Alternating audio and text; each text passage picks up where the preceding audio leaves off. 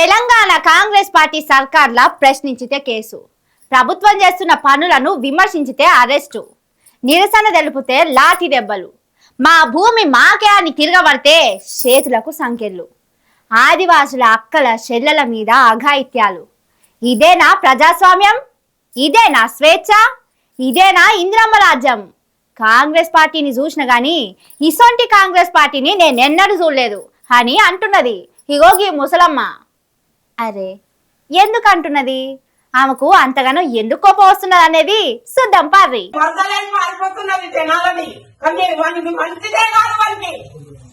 రేవంత్ రెడ్డికి అసలు మంచిగా కాదు. వాడు ఏమనుకుంటుండో ఏం పోలాలు ఉన్నాడు. నేను చూసినాను కాంగ్రెస్ పార్టీ, కానీ ఇటువంటి కాంగ్రెస్ పార్టీ ఇప్పుడు ఫస్ట్ టైం చూస్తున్నాను నేను. ఈ కాంగ్రెస్ ఇది ఫస్ట్ టైం చూడడం.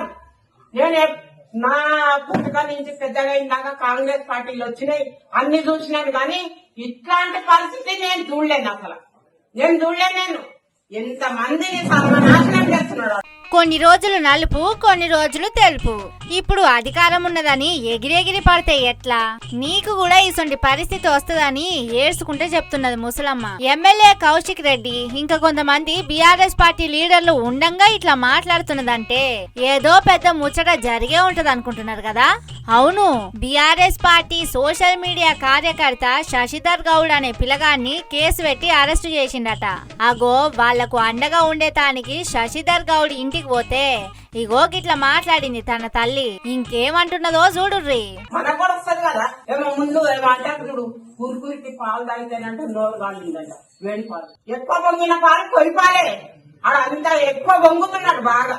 నేను చేసిన పనులకు నాదే పెద్ద గొప్ప అని అనుకుంటున్నాడు, కానీ ఏం పనులు చేస్తున్నాడో, ఆయన ఏం చేస్తున్నాడో ఆయనకే అర్థం కావాలి. ఆయన కుటుంబంలో ఇప్పుడు ఆయన చెప్పిన మాటనే, లేడీస్ నీకు తిప్పలు పెడితే బట్టలు ఎత్తి కొడతా అన్నాడు. మరి మమ్మల్ని లేడీసే కదా, మమ్మల్ని తిప్పలు పెట్టేస్తున్నాడు. అధికారం ఉన్నదని మిడిసి పడితే ఎట్లా? కొద్ది కూడా ఆలోచన చేయొద్దా? ఆడోళ్ళ జోలికొస్తే బట్టలు ఇప్పి కొడతా అన్నావు. ఇప్పుడు నువ్వు తిప్పలు పెట్టేది ఎవలను? మమ్మల్ని కాదా? మేము ఆడోళ్ళం కాదా? ఇప్పుడు ఎవలను బట్టలు ఇప్పి కొడతావో చెప్పు అన్నట్టు కొడుకు శశిధర్ గౌడ్ను తలుసుకొని బాధతో అంటున్నది. వాళ్ళ కుటుంబానికి అండగా ఉంటా అని చెప్పేదానికి పోయిన కౌశిక్ రెడ్డి వాళ్లకు ధైర్యం చెప్పి వచ్చిండు. మేమే మీ అన్నలము, మేమే మీ తమ్ముళ్ళము, అన్ని మేమే ఉన్నాం. అదేనా అమ్మ కొడుకులు కూడా మేమే వస్తాం. సెషన్ తీసుకొని వస్తాం, అది మా బాధ్యత. మేమే తీసుకొని వస్తాం. నా మీద కూడా నేను ఎమ్మెల్యేగా ఉన్నా, నా మీద ఇప్పటికి 30-40 కేసులు పెట్టినాయి. సో వాడు రోజు ఆనందం వాడు పిచ్చోడు మెండలగాడు రేవంత్ రెడ్డి. అవమానించాలని అక్కడ చేశారు. మనం దానికి అధైర్యపడకూడదు. ఒక్కటి మీకు చెప్తా, వాడు చేసిన ట్రాప్ లో మీకు పడదు. వాడు మీరు ఇట్లా బాధపడాలి, మీరు అవమానంగా ఫీల్ కావాలి, ఇట్లా వాడు చేస్తాడు. వాడు ఏం చేసినా చేసుకుని మనం ధైర్యంగా ఉండాలి. బాలు మన శశిని తీసుకొచ్చిన రోజు అద్భుతంగా తీసుకొని వద్దాం. శశిని మంచిగా గాలి అంతా కూడా శశికి మంచి పేరు ఉన్నట్టు చేసే బాధ్యత మాది. కేసీఆర్ గారి నాయకత్వంలో, కేటీఆర్ గారి నాయకత్వంలో, హరీష్ రావు నాయకత్వంలో చేసే బాధ్యత మాది. గ్యారెంటీ మీకు అండకుంటాం. మీరు అస్సలు అధైర్యపడకండి. అద్భుతంగా తీసుకొని వస్తాం మీకు. ఇన్నరా ఏం ఫికర్ చేయకుండ్రి. శశిధర్ గౌడ్ ను అందరూ హారతులు పట్టుకొని ఆహ్వానించేటట్టు తీసుకొచ్చే పూచి నాది.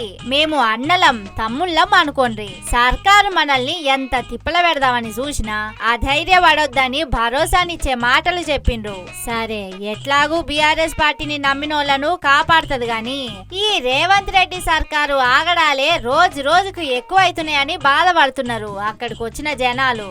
ఇట్లయితే తెలంగాణలో ప్రజాస్వామ్యం ఎట్లా బతికి బట్ట కడతదో ఏమో పోన్రి అని మాట్లాడుకుంటున్నారట.